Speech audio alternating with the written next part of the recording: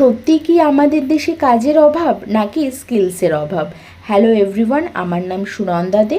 আজ আমি আমার অনলাইন প্ল্যাটফর্মের কাজের এক্সপিরিয়েন্সের কথা তোমাদের সাথে শেয়ার করব।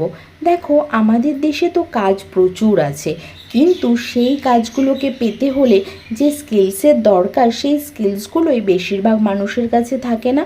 তারা চায় যেদিকে রিস্ক বেশি সেদিকে ছুটতে, কিন্তু যারা নিজেদের পছন্দ মতো স্কিলস নিয়ে এগিয়ে যায় তারাই কিন্তু বেসিক্যালি সাকসেসফুল হয়।